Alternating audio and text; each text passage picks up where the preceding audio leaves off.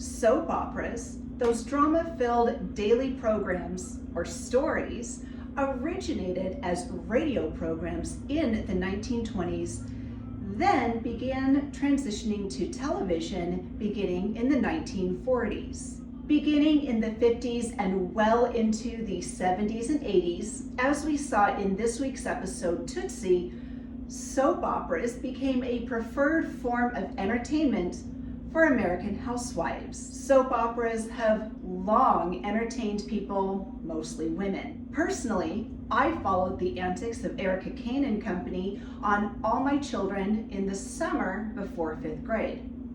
And that directly led me to follow both Beverly Hills 90210 and Melrose Place into my teens. During my college years, I was an avid viewer of Passions. Now, the defining feature of a soap opera is a continuous open narrative. Each episode ends with a promise that the storyline is to be continued in another episode.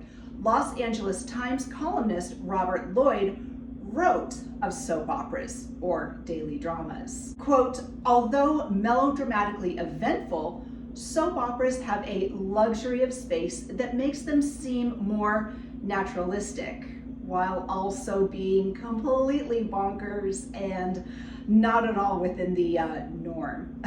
The economics of the soap opera form demand long scenes and conversations that a 22 episodes per season weekly series might dispense with in maybe a half a dozen lines of dialogue. However, soap opera storylines run concurrently, intersect, and lead into all sorts of developments or, complications. Especially in daytime serials like Southwest General that Dorsey and Dorothy starred in, there is some rotation of storyline and actors, so any given storyline or actor will appear in some, but usually not all of that week's episodes. In 1976, Time magazine described American daytime television as, quote, TV's richest market, noting the loyalty of the soap opera fan base, the American housewife.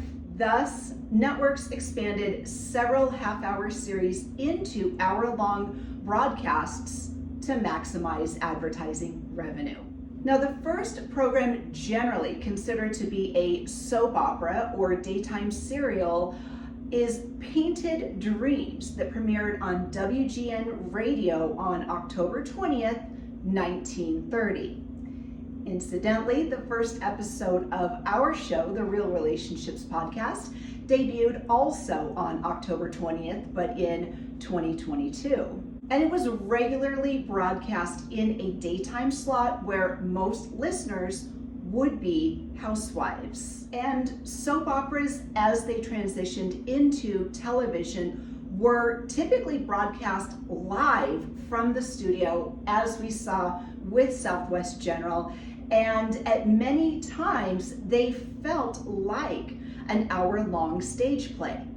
To that end, since most soap operas were filmed in New York, many of the actors were people who were accustomed to working on Broadway or off-Broadway or in live production, just like Michael and Dorothy both were. Now, soap opera storylines weave intricate, convoluted, and sometimes confusing tales of characters who have affairs, meet mysterious strangers and fall in love. They commit adultery, they commit crimes, and all of this keeps audiences hooked on the unfolding storylines. I mean, there are several soap opera tropes.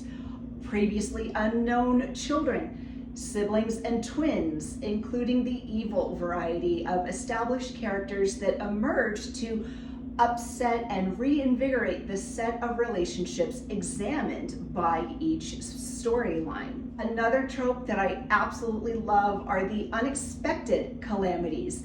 A disrupted wedding, a mysterious childbirth, other major life events with a very unusual frequency, but somehow a very consistent frequency on American soap operas. Even a character's death is not guaranteed to be permanent.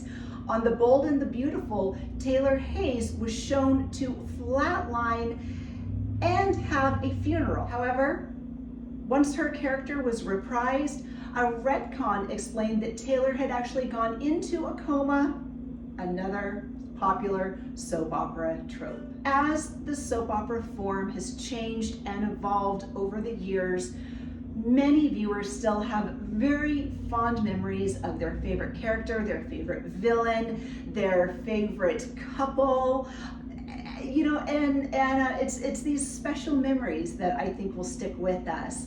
Now, soap operas still exist in some form or another today, but reality TV shows now grab audiences' attention at a greater rate than scripted serials. So go ahead and give the subscribe button a dramatic faint so you never miss a thing. New episodes of the Real Relationships podcast premiere every Thursday on Spotify, Apple, or wherever you get podcasts. New episodes of this show also premiere every Thursday on YouTube. We are also on Facebook, Instagram, TikTok, and now Blue Sky. So check us out on all of our channels so you never miss a thing. Stay safe, don't fall into a weird coma, and we will see you soon.